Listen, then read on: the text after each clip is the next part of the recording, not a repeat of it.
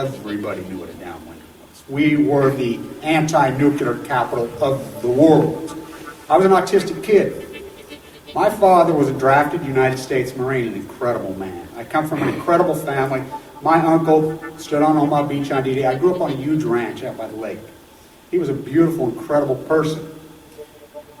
He was at Pendleton, combat ready, and they were human guinea pig. They were marched into the trenches in Nevada. They're called atomic veterans.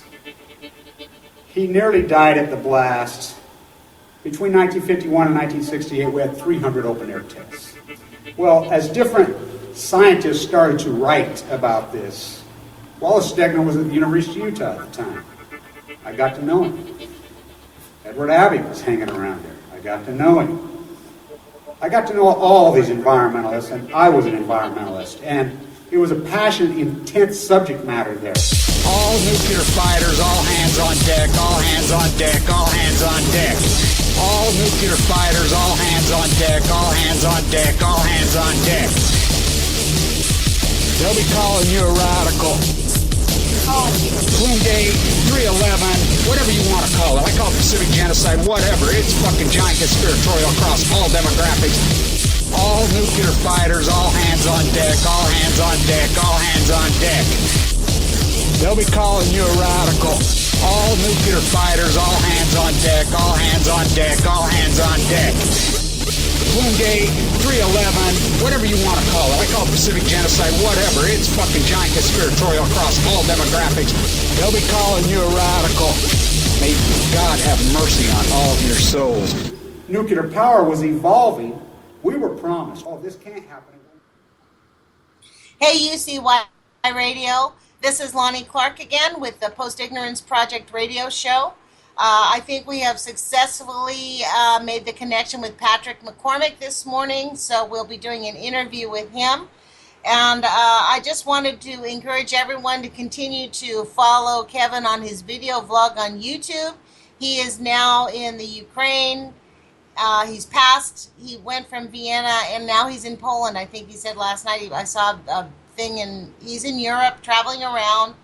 And we just want to lend him all of our support, financial and emotional. He's going to be in Europe by himself for a couple more months. So let me, without any further ado, introduce to you Patrick McCormack, who is a free radical who came to the Post-Ignorance Project via the Free Radicals. So, Patrick, are you there? They'll be calling us unprotected belligerents. Yeah, we were talking about that earlier. I don't know if any of you people have seen this, but the military has actually gotten a brand new military manual in which they're saying that journalists are now going to be considered, if they're not embedded with the military, meaning that they are censored and protected by the military, that they will be called unprotected belligerents. And the Army has no obligation to look into how they got killed. Even if they got killed by their own forces, by the United States forces, the Army has no obligation to check into it. So, yeah, pretty stunning. I mean, it's you know, they call it the Freedom Act, right? I mean, it's just the language is as we were saying about 1984, it's just so newspeak from hell on Balco. Army, it's called Army Technical Publication 3-24.3, and it's called Cultural and Situational Understanding, which has actually been pulled. And what they did, the ATP will not be re-released until the content issue has been resolved. And that's because people are freaking out about it. That's exactly why. Yeah, I mean, it's all moved on. It's all technocratic newspeak language. Yes. I mean, honestly, Patrick, who would have thought that the people who run our government would have used 1984 as a manual, an operation manual? That's really correct. They love it, and they're evolving all the time. They started with, the Patriot Act, and then there was the Military Commissions Act of 2006, which basically destroyed posse comitatus. A lot of people don't know that. And then, I did not know that. What does that mean? Say that again. What act is this? The Military Commissions Act. What does that do? Basically eviscerates sovereignty. You know, it basically says, well, everything's a military compound. We're basically a garrison state, if you really look at it. Basically that's what we are. And now the Freedom Act is just 3.0 to 4.0, whatever. Well, So let me ask you this: if they pulled if the Unpatriot Act got revoked, would the Military Commission Act be revoked also at the same time? Like, if you revoke the Unpatriot Act, the NDAA goes away because that's the foundation of the of that act of right. the NDAA. So, is it the same thing, or is it an independent act? Yeah, I think it's a standalone. I'm Wow. not sure if they're linked or how they're linked. I'm pretty sure it was a part. It was separate. It was later. It was years later when they brought that one out. So Rolled it it out. really basically just turns the United States into an official military state. Yeah, yeah, totally. Says our number one objective is war in the military. That's right, and just keep us busy fighting wars, and then the Queen will scoop up all the profits and keep her uranium mines just clicking along. Wow. Wow. This is the really sad thing about the elected officials when they get into Washington is they're in such a cocoon. It is exactly like the Stockholm syndrome because they get no contact with the normal world once they're in that little world, that political world of being in DC. They go out and they meet with their constituents, they see them at little town halls and they have their little meetings, but they have no idea this pain and suffering that their actions are taking. I'm reminded of Claire McCaskill, who frankly I helped elect. I live in Oregon, but I sent money to her campaign to fight a Republican. And this week she came out demeaning Bernie Sanders, because the establishment is scared shitless of Bernie Sanders. Right. And I could not believe the rhetoric popping out of this woman's mouth because 5-6 years ago when I supported her, she was a complete progressive. And now she's talking about, I don't think Bernie understands how are we going to pay for these things. And we need to protect the nation. Just the same. It's really like people get captured by the rhetoric. I mean, and this is why, like, I choose not to be angry at these people instead of hating them. I know a lot of people have given up on the electorate and believe that it doesn't fucking work and it's never going to work. But when you can, in my point of view, we have 18% of the people who are eligible to vote in this country actually voting. Could you imagine the country we would have if everybody let's just say 80%, if 80% of the people actually paid attention to the news and 80% actively got engaged, the kind of issues that we could move forward with this country? Because I think most Americans are basically pretty good. Yeah, well, that's the big, our big issue we're looking at is the disengagement of the electorate. Well, it's like that issue I was talking to you about that House Bill 3445 that was going through Oregon, right? And I was jumping up and down. And Right. really, I talked about it on the last radio show, and I'll just mention it briefly in case anybody didn't hear it before. But basically, that at the time I found out about that when I read, this is why it's really important to understand your state politics. Because I read it on the website, it said it's in committee, and I'm like, what? And I was freaked out, so I wrote these letters to my elected officials. None of them called me back, of course, so I followed up with my state representative, Nancy Nathanson, who is a really great progressive and is really fighting for a lot of good causes. Her office basically said, oh, you know why we couldn't figure that out when you called? It's because it died in committee, because in Oregon, if things don't get out of committee by April, then they're dead and they're not going to be brought up. That does not mean it won't come back up next year. And her office actually thanked me for bringing it to her attention and appreciated the fact that I'm super anti-nuclear. And, it was really an interesting thing. And then she explained that the emergency that was declared it didn't declare a state of emergency. They declared an emergency so that the task force could get right to work.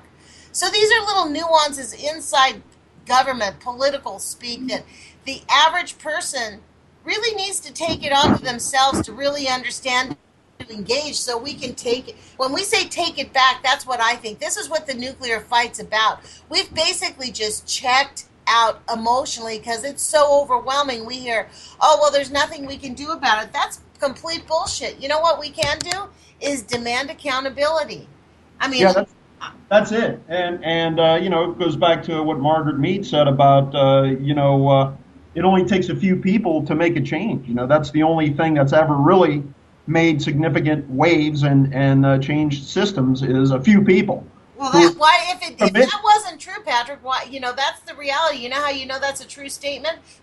Look how much money the elites spend pushing back to keep everybody quiet. Yes. Yep. Absolutely. And that's like you were saying about that's the nuance of statescraft, and emphasis on craft is that they use these code words, like states of emergency. Everything is always in a state of emergency. So Right. they can say, because we're at war, it's a state of emergency all the time. We can't reveal any of these details to you. You can't read the bill. It's what they did You with can't speak. Fukushima. We're going to turn the lights out on you. We're Well, going to ignore you. We won't cover your story. We Well, won't that's talk about exactly it. nuclear. Fukushima has been deemed a national security item, and Exactly. our state representatives, Ron Wyden's office told me this specifically. Now that it's been deemed a national security item, and his office cannot talk to me about it or mention it at Yeah. all. They cannot say one way or another what's going on. They're not allowed. This is the Right. Secrecy Act that passed with the Unpatriot Act. That's right. It's- That's right. And in Japan, it's draconian. They'll disappear your ass. Yes. We're this close to that here. And I wanted to add this. We were speaking earlier about being muzzled. Whistleblowers being persecuted and jailed and muzzled and offed. This fucking excuse that term, but David Cameron, you saw what he said recently, right? He's like, we've been too charitable. We've allowed people to say what they want, etc. But now we're not going to do that anymore. Way too charitable. Isn't it nice of them to be so kind, to let people speak their mind? How generous of them Wow. to let them speak up. Wow. Really. That really speaks to... Orwell is certainly spinning in his freaking crypt. Well, Over that. why Orwell was able to write that? Because that's the inevitability of fascism.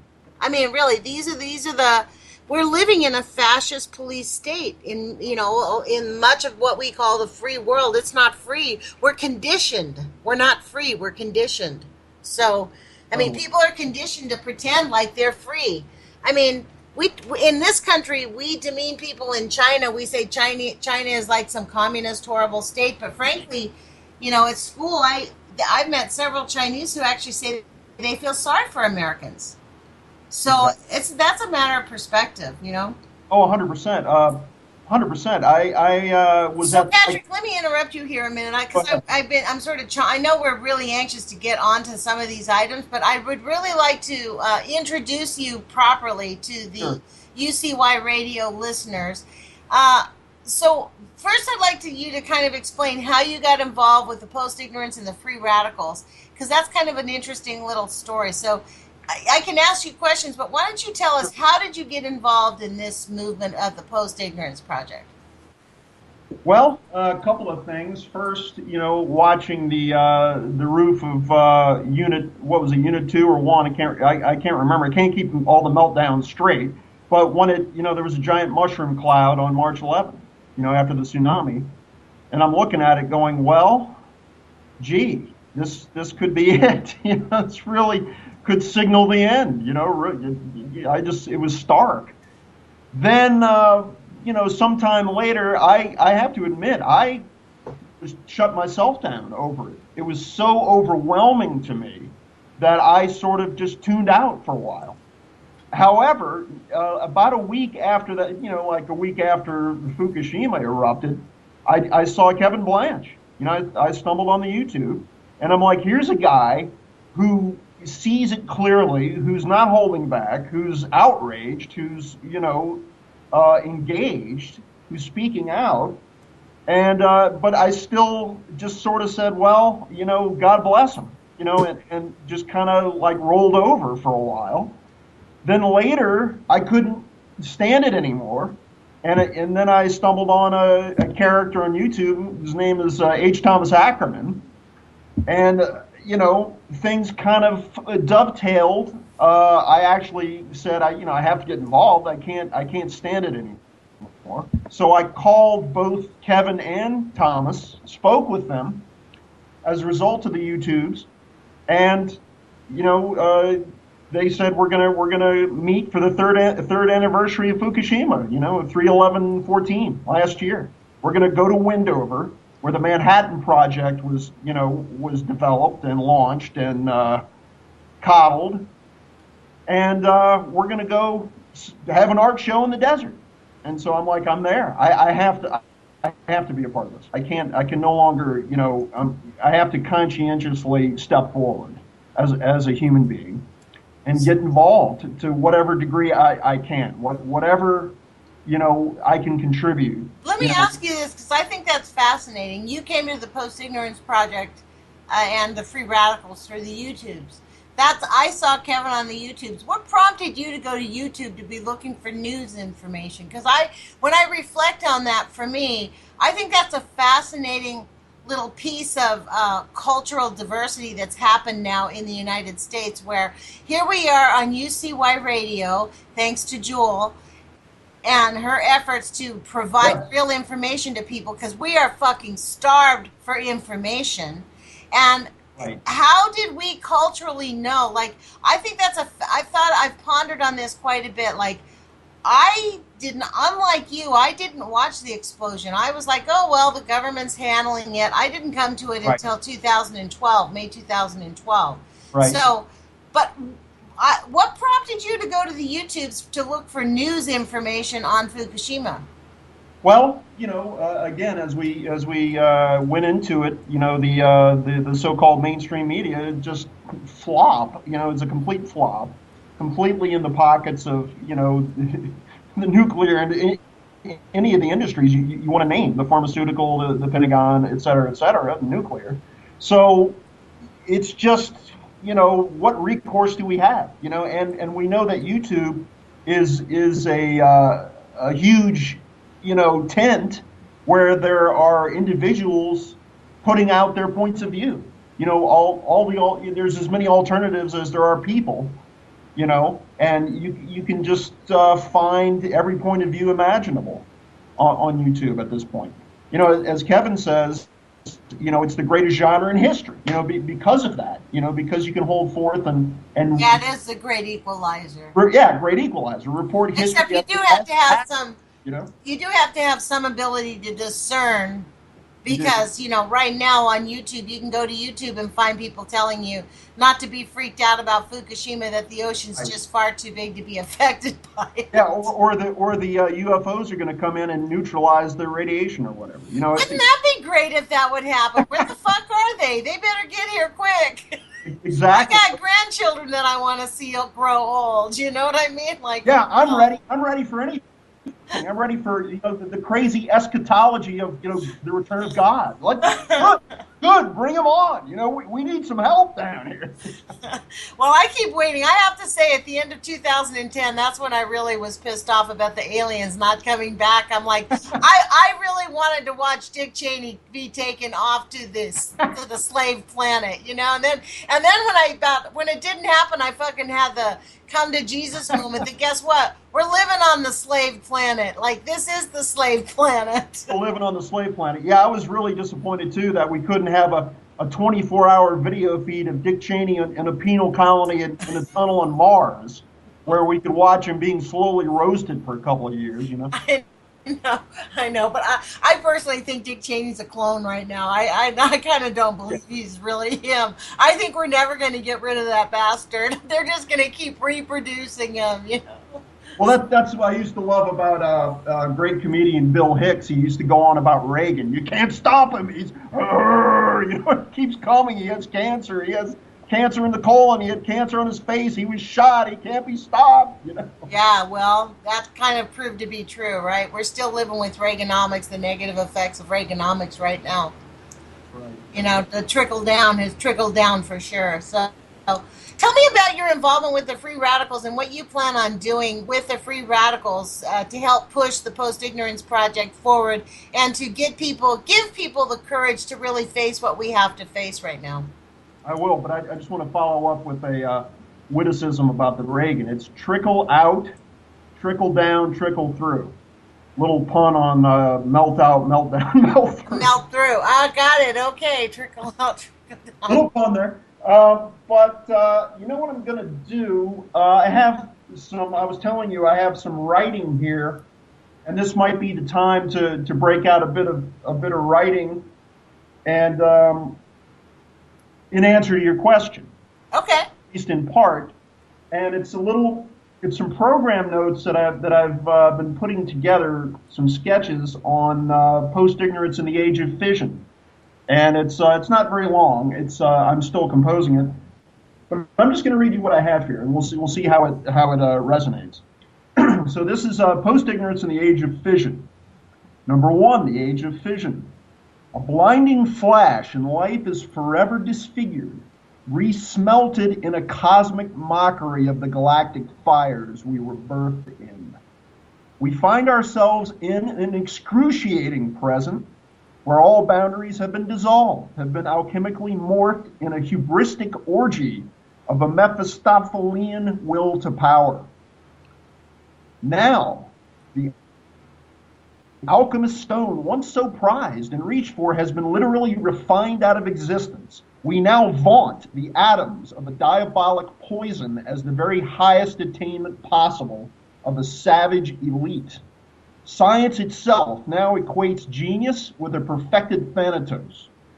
Now the term visionary has been degraded and deformed utterly, recast as a radiant vacuity at the heart of a wayward desire to vaunt the beautifully consistent evils of the enshrined intellect. Finally, a world has been dismantled utterly in a few short decades.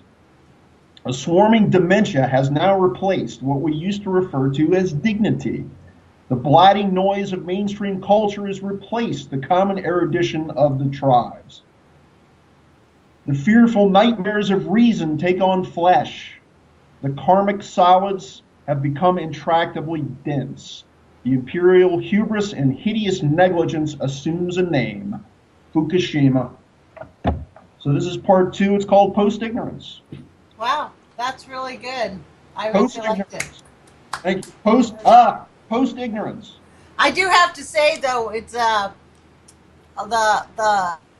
the words are pretty wordy. Some of those words I'm like, there's one word in the very beginning of that poem. I started with an M, some big long word. And I kept trying. I was in my head. I was like trying to figure out, do I try to remember that word or do I just listen to the poem? So I gave up the word, so I don't remember it.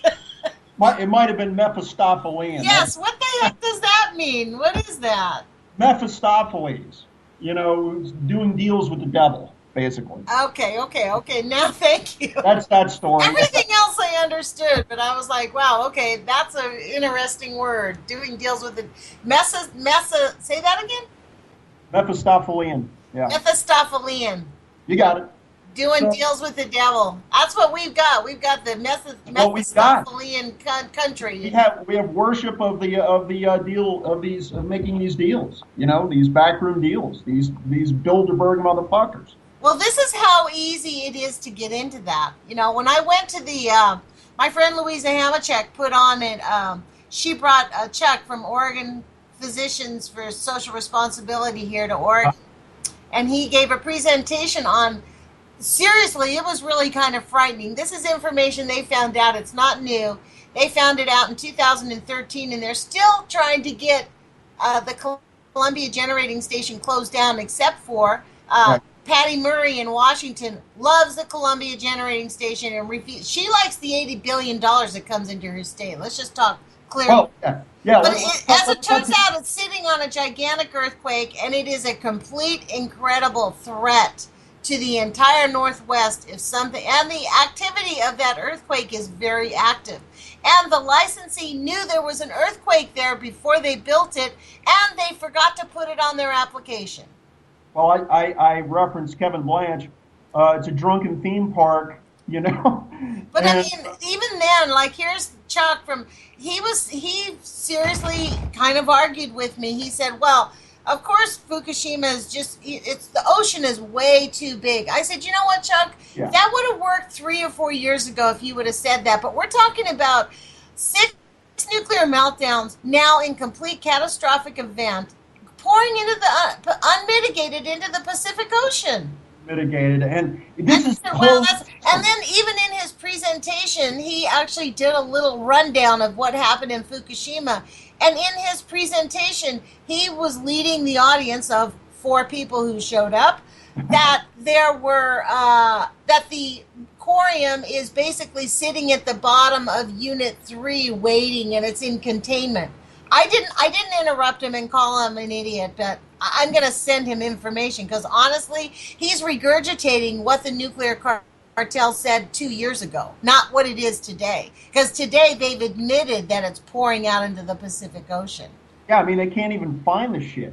You know, I mean it's either in the ocean or it's under Well, the. this is why Kevin starts screaming. This is why he gets pissed off. This is why he calls these people Yeah. just a bunch of stupid dumb fucks. Because honestly, this is the guy who's out there speaking. He's a very revered anti-nuclear activist here in the Northwest. Very revered. And I will tell you what, like, for him to be regurgitating that, I think it's intellectual laziness. He's just regurgitating all the information that he's being told.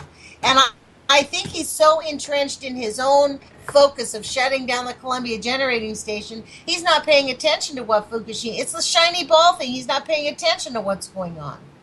And then this is how it is throughout the industry. All these so-called professionals, they just sit on their laurels and don't. You know how easy it is you just go. This morning before we connected to the radio, Yeah. I was just sitting there typing in things about Westinghouse Nuclear, Right. Army. I mean, you can find stuff out. It's out there. It's not hidden.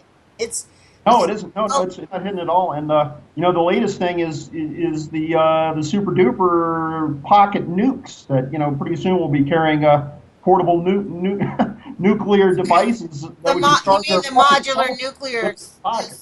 SMR, small modular nuclear reactors. There you go. There you go. Well, you know what those things are all about. Like, therefore, he actually did a small presentation on that. And I asked him because someone had told me that those small nuclear reactors did not have as much, like they basically were an anti-proton. They used up most of their negative nuclear reaction. And he said, absolutely not. They produce, they're just as dirty. And it's really just, this is the interesting thing. The way they're being sold is that they won't take up as much space, right? However, in order to build the small nuclear reactors, each plant is designed to install 12 small nuclear reactors. And they cannot build one small nuclear reactor without building the entire facility for 12. Yeah, it's classic. It's the same shit. The amount of energy and resources and water required to operate these fucking things, and the net result of energy that's usable, that's in the grid, that's actually you can point to it, is negligible. Well, ironically, it's a negative energy. Chuck used the phrase that I read frequently in John Goffman's book, and that I hear all the time throughout the scientific community. Well, nuclear scientists are overwhelmingly optimistic. You know what that is? That is just giving them a free fucking pass for being irresponsible. Right. That they are neglecting the real science. They keep Absolutely. thinking if they can try a new way to do it and do it instead of admitting the facts that we should not be building any nuclear reactors or using any nuclear energy until we completely understand it. We need science to do its work before it becomes profitable. You don't make the profits and then figure out the science. Yeah, it's complete, right, backwards. It's ass backwards. It's junk science. They're getting a check, and as you say, intellectual laziness. So when you're getting a check, be intellectually lazy. Go sail your yacht around Cozumel or whatever. Yeah, Enjoy. well, this guy, Jose Ruiz, I think that's his name. Maybe that's not his. I think it's Jose Reyes, I think, is the guy from New Scale who just graduated from Oregon State University last year as a nuclear scientist. Catherine Higley helped him set up his own corporation. There, he is actually he's going to get a $12 million check from the federal government at the end of this month. Yes, yes, indeed. And these little task force, while it died in Oregon State, it's on. They've already established. Washington State plans on filling their state up with these nuclear power plants. Idaho is the first one who's already accepted it, and they're making plans to start building. Yeah, I mean, my comment, to sum that all of that up, is, gee, Fukushima, all that fuss just to boil an ocean. That's my black humor, for that. So if I can redirect a bit back into the free radical thing, that was the age of fission, that little poetic thing. So now I've got a little bit on post-ignorance, and this is kind of like my take on post-ignorance. It's very quick. Post-ignorance. To one madness we oppose another madness, averred the prescient and protean Max Ernst when asked about the methodology of art, surrealism, and his own raison d'etre as an artist. One might say, to one propaganda we oppose another propaganda, but it is even beyond that. More to the point, in an age of usury, codified viciousness, dearth of conscience, and enshrined ignorance, we oppose with post-ignorance.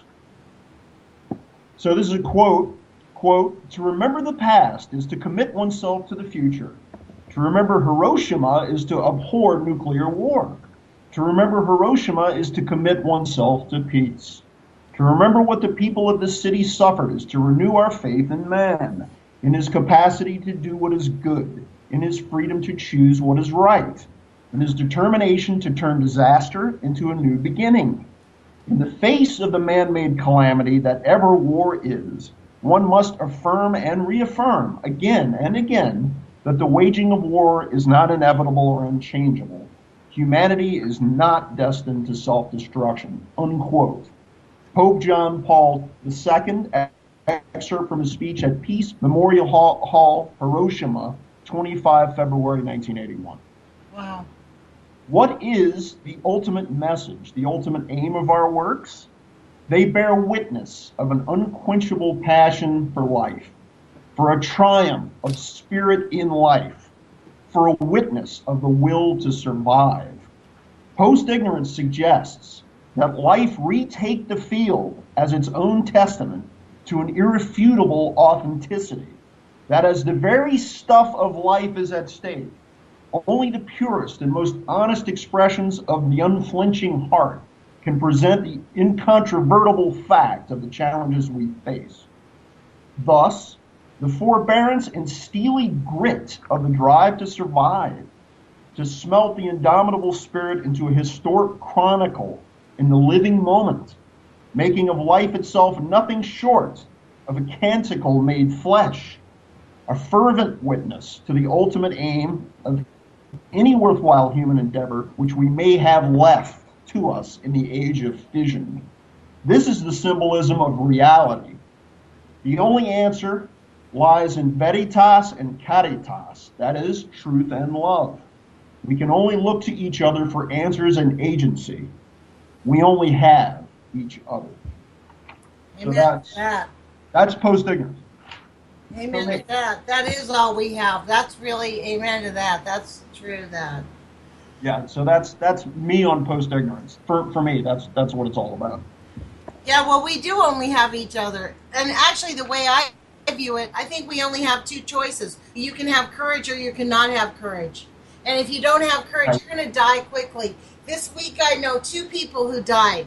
I mean, I personally know 2 people who died. My neighbor, who was 45 years old, his heart just gave out. He died in his sleep. Jeez. And then my one of my clients' dad died. He was an elderly man, obviously in his elderly years, but he just the heart gave out. And I think when people think about radiation, they think, it's just about cancer. It's so much more than just leukemia and cancer. It's weakening of your heart. Cesium 137 drills little tiny holes in your heart. No, it's cumulative. It's everything. It's brutal. It goes. Right. It's Well, the thing is, it's unforgiving and it's unrelentless and it is indiscriminate and it will harm anyone. And people have forgotten about the real harm that radiation really does cause.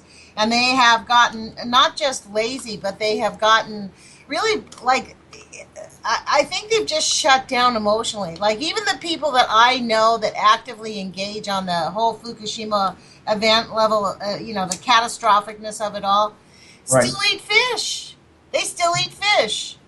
You know what I mean? They still insist they need to eat a lot of ice cream, drink a lot of dairy. I mean, like, honestly, there are things that we can do to eliminate the threat of radiation, and one of them really is do not eat the shellfish, do not eat the fish, do not eat anything from the ocean, because right now it's a trash can. The Pope was right. The fucking ocean is turned into a trash can. The whole planet, they're just ditching the whole planet. Yeah, exactly. And that's it was interesting because I wrote that some months ago. The little thing I just read you, and I don't know, it just fit. There's Pope John Paul II. It just fit perfectly. Yeah. Now we have Pope Francis. Coming out with his statement, which is pretty amazing. Encyclical statement. Yeah. Well, he's right about that. I mean. And this is actually, like, it's unconscionable that these people are just destroying our planet with complete disregard for the life on it. Like, they think that, I've read 3 stories in the last 2 days about how we've discovered another planet far, far away that's very similar to Earth. And what really infuriates me about those kinds of stories, and in fact, in my science class, this young woman did a project about, her project was, are we going to find another Earth-like planet? And she basically said, well, we are, and, pretty soon we'll be able to transfer, we'll be able to leave this Earth. And I said, so who's going to be going? We've got billions of people on this place. She's like, well, it is a for-pay thing. And I said, so great. So the elites who are rich can leave the planet. That's the story behind Astro Boy. Did you see that little cartoon that is for kids? Yeah. Well, yep. I babysat this little boy, and he used to love that movie, Astro Boy. And I watched it, and I swear to God, that's exactly what they're talking about. Leave all the poor people on the Earth, and the rich people get to circle the planet in basically the lap of luxury.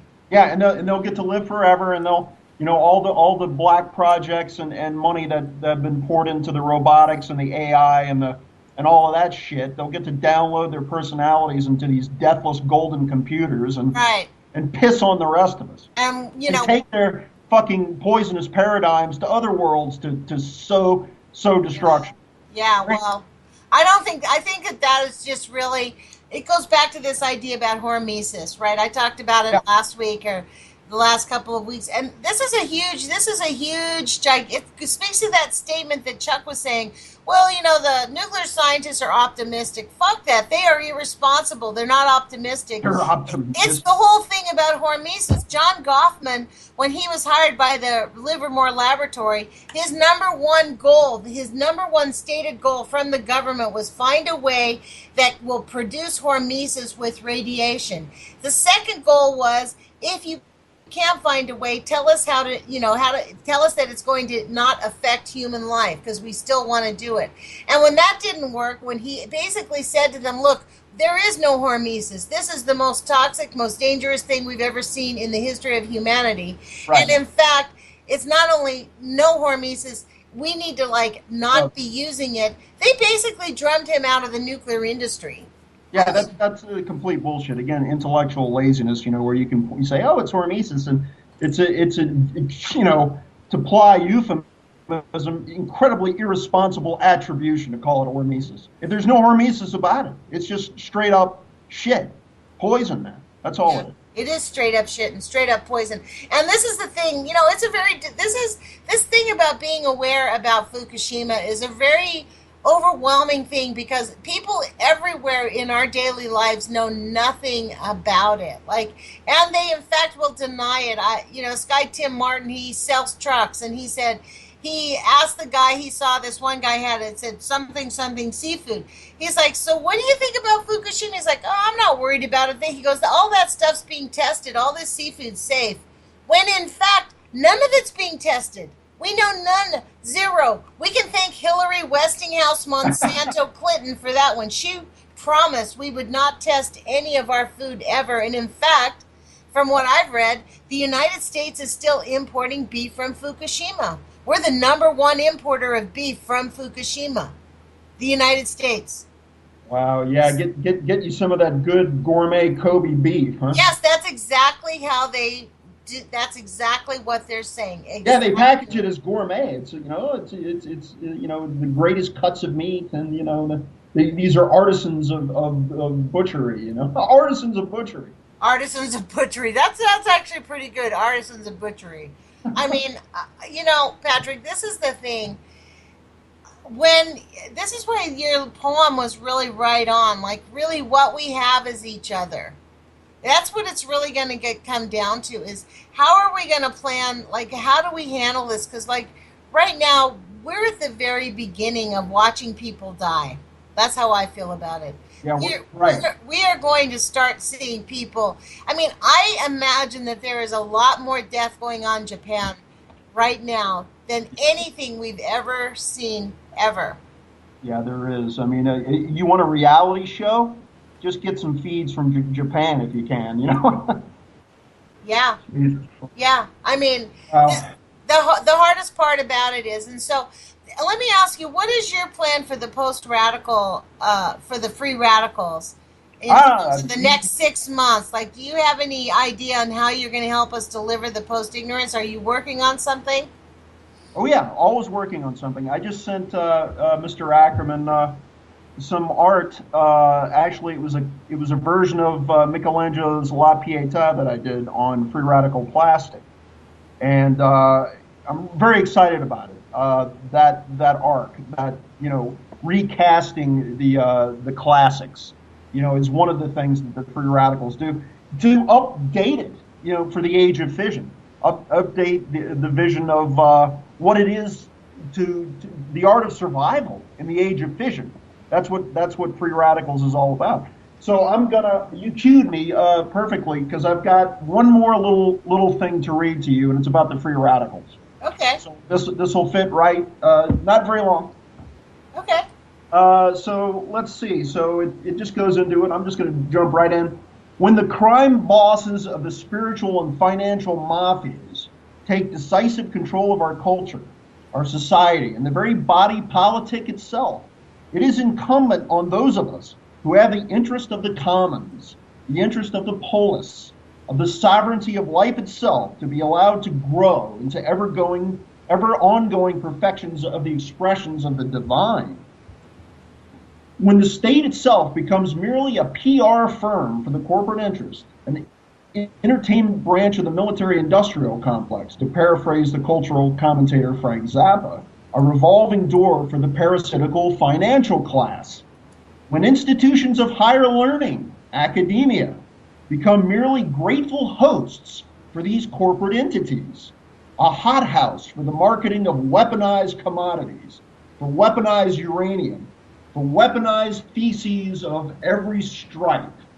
When debt becomes wealth, when slavery becomes freedom, when fictions become realities, when radioactive isotopes become mediums of exchange, when state-sponsored terrorism is employed as an exotic financial instrument to secure and manage markets, when diabolic crime bosses write our legislation basically outlawing our freedoms, the free radicals are summoned up from the earth itself to set the balance, to reclaim ceded lands, wealth, cultures, futures from the culture of death and the megalithic monopolists of reality. Wow. So that's that. Wow. Wow. Again, for me, it's the art of history in the present moment, which is what Kevin Blanche is, and it's the art of survival, which is what the free radicals is for me. So it's it's ongoing. It's just like Fukushima. It's ongoing. There are people dying right now in Japan. There's the whales being washed up every day. You know, whole freaking populations of fish are passing away before our eyes. Maybe there's no krill or algae left of note of anything you can point to in the Pacific Ocean.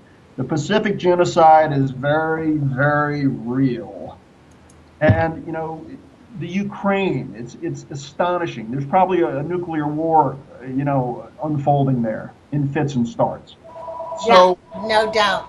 So there's all this shit happening, and there's all these deniers and apologists and people with checks coming to them. So it's intense. We are in a war of sorts, and it's up to us, and it's mitigation, it's litigation, it's art exhibits, it's music, it's multimedia assault to get people to awaken their conscience, because people are just rolling over like whatever. Let the ocean of poison wash over me. What can I do about it? Well, there's a lot you can do, and we have a huge task ahead of us as free radicals to re-engage humanity, to get people motivated. We're trying to motivate people and awaken their spirit. That's what we're trying to do.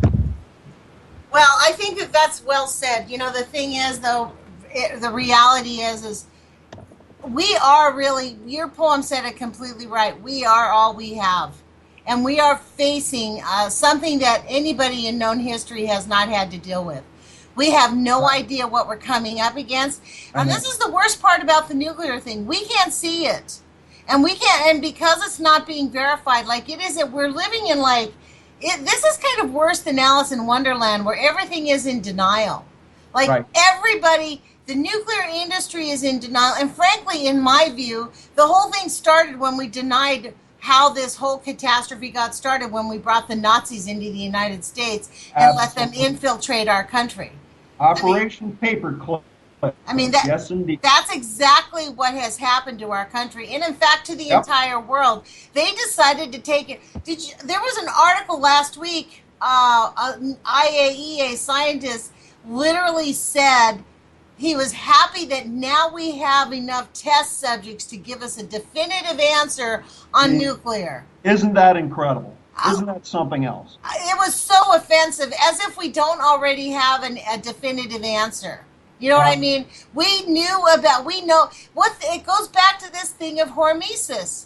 Yeah. They are twisting like pretzels. They want hormesis so badly because they view this, because we have shitloads of uranium. The Queen owns 1/3 of the world's uranium. You think she's going to give that up very quickly? No, that's what I'm, exactly right. And that's what I was saying in there, where when the depleted uranium becomes a medium of exchange and an exotic financial instrument to control markets. It's uncanny what's happening. I can't believe I'm witness to this. Well, that's the weird part, is I guess right now in our culture, we have two options. You can decide to stay ignorant, or you can choose to be aware of it. And then once you become aware of it, you really I don't know very many people who are really aware of it, who can just sit on the laurels and do nothing. I mean, I admire young men like this young guy, Brent Lusk, who's back in Ohio. He's all by himself. He's 22, just got out of college.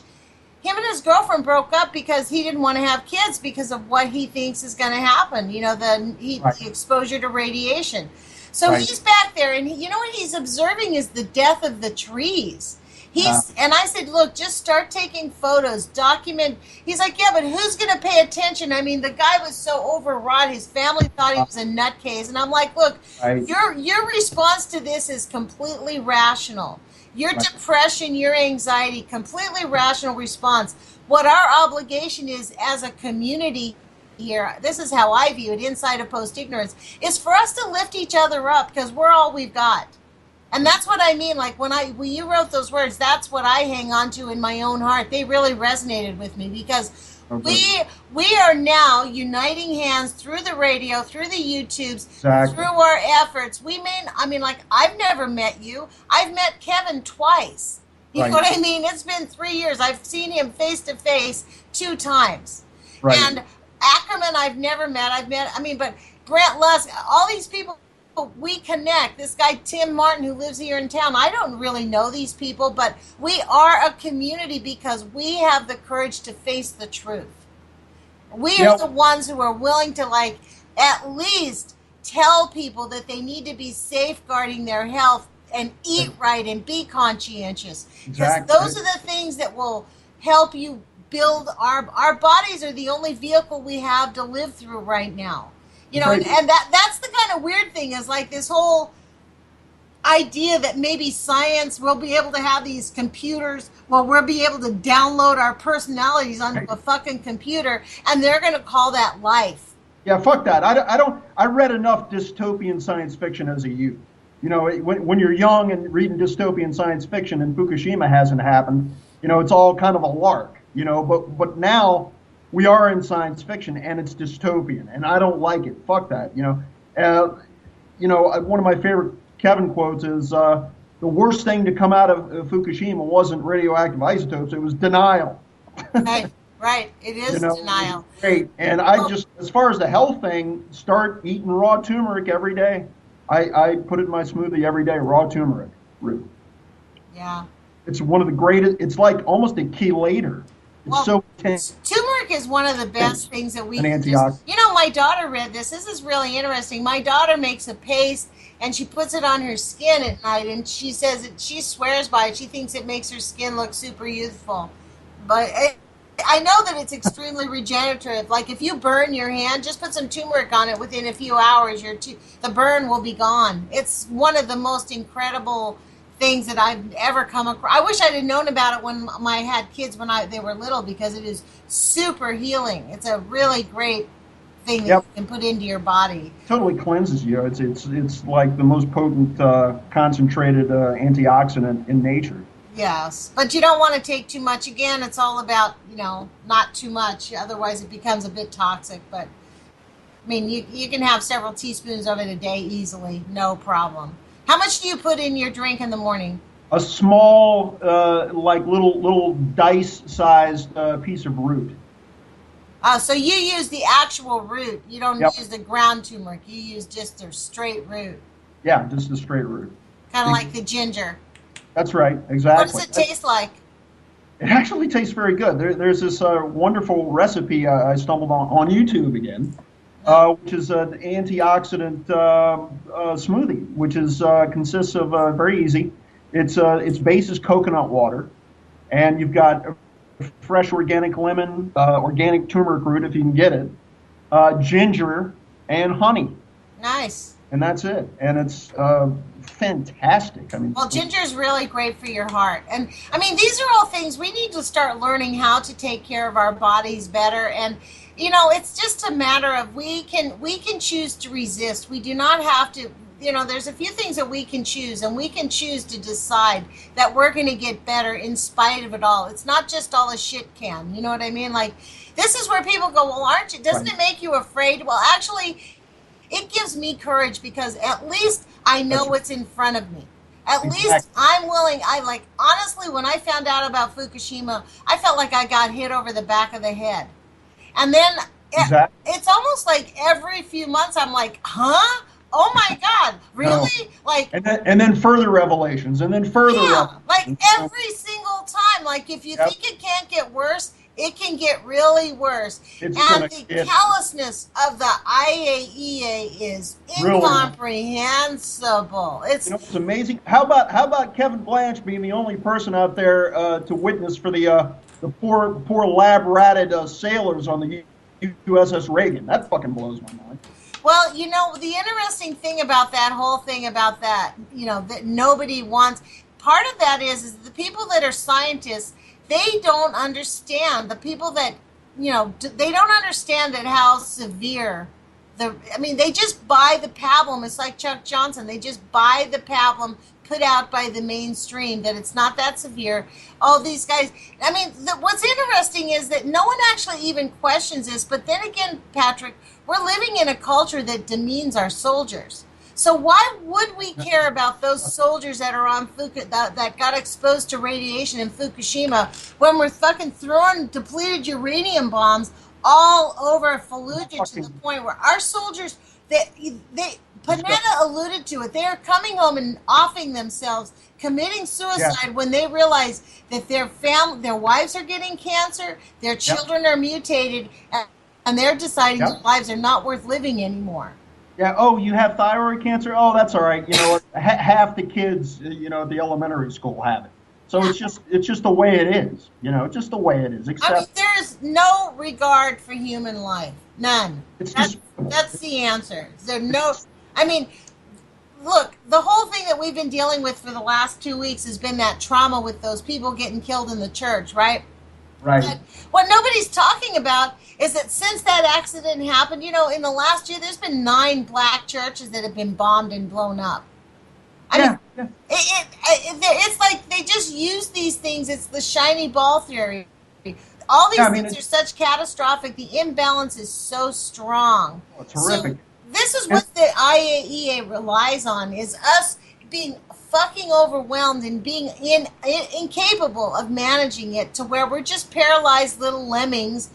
They can hit us with a stun gun any fucking time they want. It's unbelievable. Completely programmable at this point. Well, look, it looks like we've probably got, I think, maybe 2 minutes left, 3 minutes left. Is there anything else that you'd like to share with how many? Parents? I'm just in perfect astonishment. Look how many wars are probably ongoing right now. The ones that we know about, the ones we don't know about, the ones that are proxy wars, the ones that are underreported, aren't reported. Yemen. Well, World War II never ended. Syria, Libya. The fucking earth is on fire, man. Well, intentionally we all so. Fiddle around and watch the fucker burn down? Not me. I'm not. Yeah, me too. I mean, this is the thing. The whole war thing is, it has been a war on humanity and war on our planet ever since World War II, and frankly since the beginning of the last century. But it really ramped up when they discovered the nuclear bomb, the nuclear stuff gave them complete power, and they went for it. And we are now being battered and beaten up every single night. And no matter how nice we are to these batterers, they keep punching us in the face.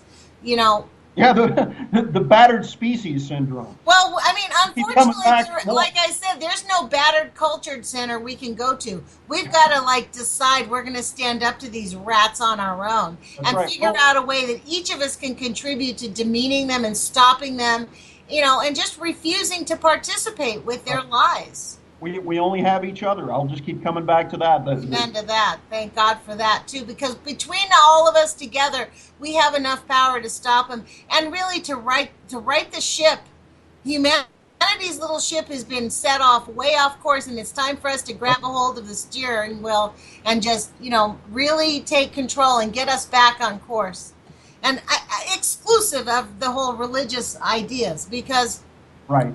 In my view, religion is just a way to control species. It has nothing to do with the reality of who we are as creatures, sentient beings. And all we do have is each other. Yeah, I agree with that. And I made a statement some years ago to a friend. I said, hey, thinking about it, a belief, just a belief system is actually an abstraction away from truth. It's belief is a belief. You can hold beliefs. But how does that affect you every day? Do you think God's going to show up and save you? I wish it were the case. Like I said, bring it on. If there's fire and brimstone, if you can save any part of this gorgeous continuum down here, I'm all for it. What's your solution? Give me a solution. We're still waiting for the aliens, Here comes the gigantic UFO to sail us off to a planet we can destroy. Wonderful. I don't think that's a possibility. We're here on Earth, and we get to hold each other up, edify each other, and make it work for all of us. We have to. Thanks to everybody listening to the UCY radio show. I'll be back on Thursday, and we really appreciate all your support. Thank Joel for making this happen. Absolutely. Thank you, Patrick, for joining us. I really appreciate it. All nuclear fighters, all hands on deck, all hands on deck, all hands on deck. All nuclear fighters, all hands on deck, all hands on deck, all hands on deck. They'll be calling you a radical. Boom gate, 311, whatever.